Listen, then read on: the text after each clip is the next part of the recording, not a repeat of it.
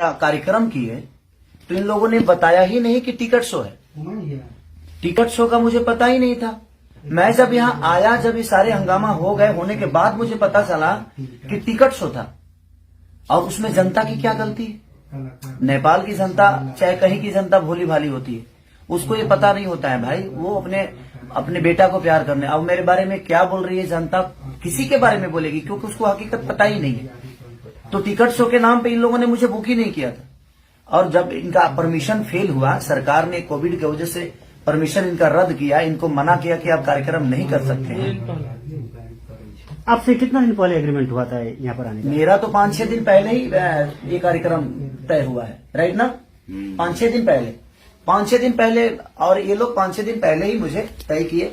मैंने वीडियो भी बना के 2 दिन पहले वीडियो बनाया, 16 तारीख को। तो 2 दिन पहले मैंने इनको वीडियो दिया था, तब तक इनको पता चल चुका था। तब तक इनको पता चल चुका था कि परमिशन रद्द है, प्रशासन हमें ये कार्यक्रम नहीं करने देगी। उसके बावजूद भी इन लोगों ने, मैं यहां तक आ गया, उसके बावजूद भी ये पूरे दिन टिकट काटते रहे और मुझे पता ही नहीं है कि टिकट कट रहे और टिकट पे ये कार्यक्रम है।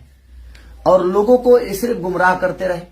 और उसमें नुकसान ये हुआ कि 4 स्कॉर्पियो लोगों ने जला दिया। इसमें मैं पब्लिक जनता को मैं बिल्कुल दोष नहीं बोलूंगा, क्योंकि इन लोगों ने गुमराह जनता को भी किया और मुझे भी किया। तो आपका कहना है कि जो भी हुआ आयोजक की तरफ से? आयोजक अगर मुझे सुबह ही बता दिया होता कि भैया यहाँ परमिशन नहीं है, प्रशासन हम आपको नहीं दे सकते, तो इसमें प्रशासन का भी कोई रोल नहीं है भाई। प्रशासन, अब मैं यहाँ आया 8 बजे, 9 बजे मैं पहुंचा। 9 बजे पहुंचने के बाद 10 बजे मैं रेडी होकर बैठ गया। जैसे निकलना चाहा, पूरी प्रशासन पूरे होटल को घेर लिया गया कि आप कार्यक्रम करने जा ही नहीं सकते। तो मैं प्रशासन को तोड़ के तो नहीं जाऊंगा, क्योंकि मैं आउट ऑफ इंडिया हूं। ये इंडिया तो है नहीं, ये बिहार तो है नहीं, यूपी तो है नहीं। अब प्रशासन बोल रहा है कि आप जा ही नहीं पाओगे, आपको नहीं जाने देंगे हम, क्योंकि वहां पे कोई व्यवस्था नहीं है।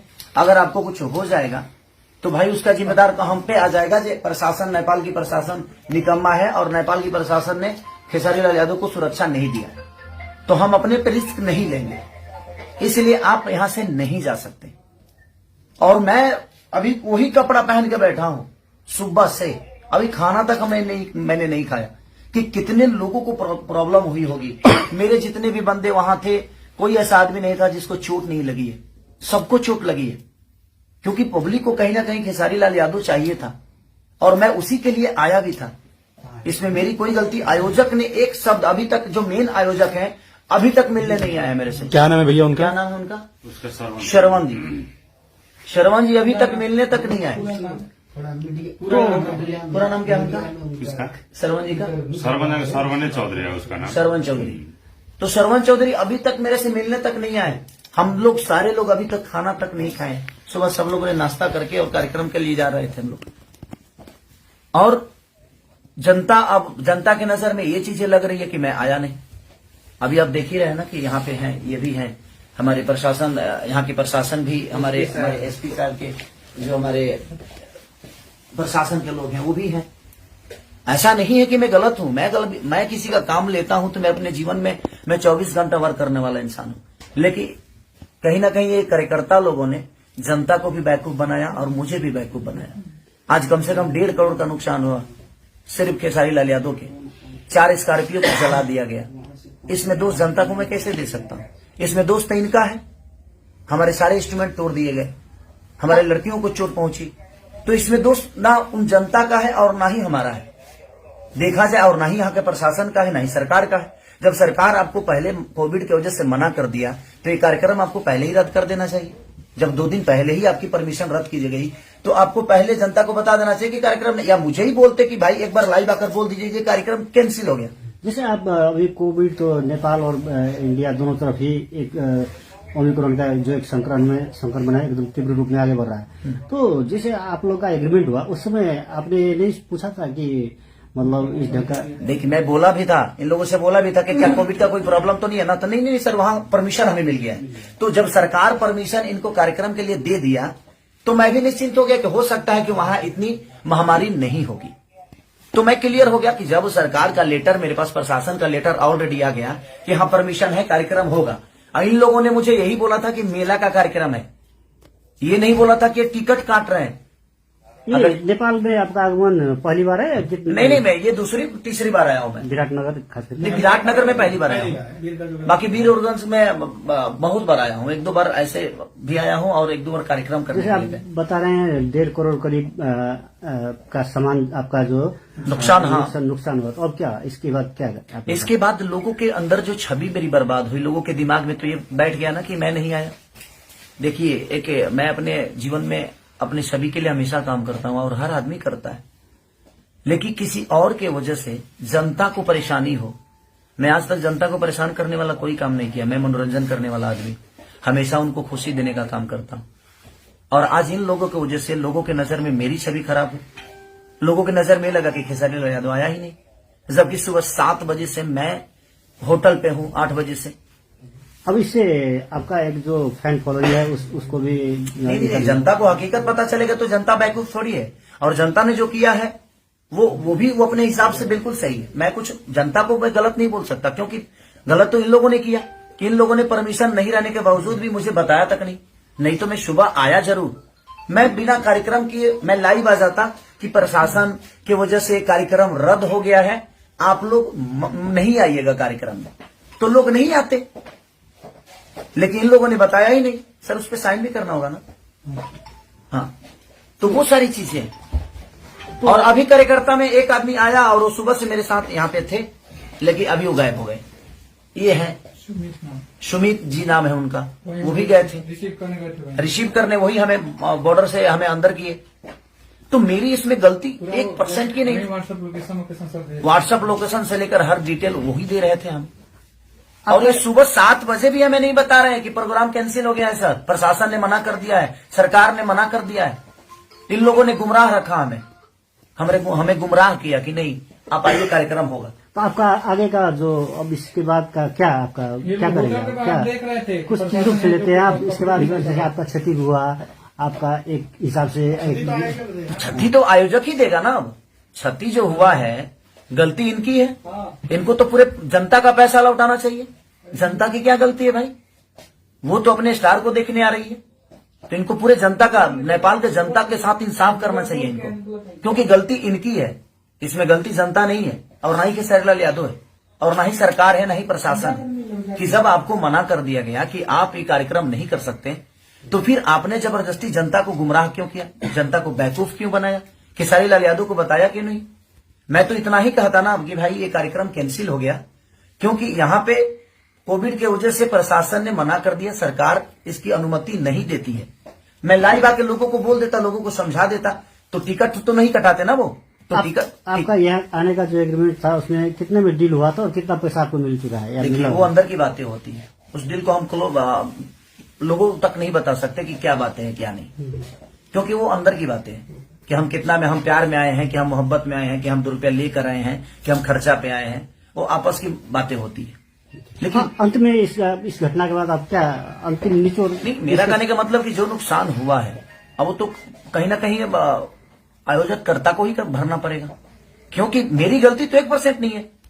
मैं तो रात को निकला हूं, पटना से रात को निकला मैं और मैं आ गया, तो मेरी तो गलती है। अगर मैं नहीं आया होता तो शायद मेरी गलती थी, क्या खेसारी लाल यादव नहीं है।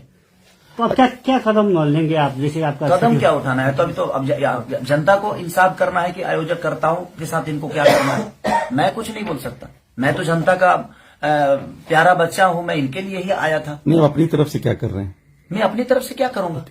अब इनको पूरे जनता का पैसा इनको लौटाना चाहिए, मेरा जहां तक सवाल है, क्योंकि जनता जो है बहुत मेहनत करके अपने बेटे को देखने आई थी, तो और इन लोगों ने उनके साथ धोखा किया। ये मेरे साथ धोखा किए और मेरा 1.5 करोड़ का नुकसान आज हो गया, कम से कम 1.5 करोड़ का। 4 स्कॉर्पियो को जिंदा जला दिया गया, अब जिंदा ही बोलेंगे उसको, वो खड़ी थी, चलने वाली चीजें थी और उसको जला दिया गया। हमारे इंस्ट्रूमेंट जो बजाने वाले थे, बैंजू हो, कीबोर्ड हो, पैड हो, ढोलक, नाल, तबला, कोई चीज नहीं बचा। अच्छा भैया, 10 बजे जब आप रेडी होके वहां के लिए निकलने वाले थे और प्रशासन यहाँ पे आ गई और आपको जाने नहीं दिए, तब क्या ऑर्गेनाइजर्स आपके पास आए थे? नहीं आए मेरे पास, ये लोग गेट के बाहर खड़े थे लेकिन आए नहीं। आप क्यों नहीं आए थे भाई साहब, ये बताएंगे आप प्लीज? म त यहाँ आएकै हो होइन जुन छ हामीलाई गर्नु हिंदी में बोलिए पूरी पब्लिक हिंदी हिन्दी में उतना बात बोल्ने ना जितना बोल सकते उतना ही बोलिए, जितना बोल सकते उतना बोलिए। उतना ही बोलिए। तो साड़ी भैया को लेने जब 12-1 बजे के समय में 1 बजे कहाँ है? सुमित जी एकदम यहाँ 9:30 बजे आ गए थे, यहाँ से लेके गए फोन कर। बोलिए। नहीं हम 12-1 बजे आए। हाँ ठीक है, आप खेसारी जो बोल रहे थे म्यूजिशियन हमारे चले गए थे। हाँ जब यहाँ पे प्रशासन ने रोक रहा बात है जाके उसको खेसारी भैया के लेकर जाएंगे, 10 मिनट भी थोड़ा प्रोग्राम दिखाना है बोल के यहाँ पे आए। और भी एसपी से बात हुआ, उनसे बड़ा जो क्या बोलता है मेयर साहब ने बात किया कहाँ फिर भी हम लोग का दे देगा कि जाने के लिए भी जब करते करते कोई बस नहीं चला तब तोड़फोड़ शुरू होने लग गया है। प्रमाण है कि कानून में जी। तो चलिए, और भैया का बहुत योगदान रहा हमारे लिए, दिल से थैंक यू भैया को। और यहाँ के मेयर है ये मंत्री जी हैं, मंत्री जी प्रदेश का मंत्री हैं। तो मंत्री जी ने भी बहुत कोऑपरेट किया और हम सर को भी धन्यवाद देंगे कि क्योंकि वो आए हमारे लिए इतने रात मनीष जी बेचारे, और इन्होंने भी अपना योगदान दिया मुझे।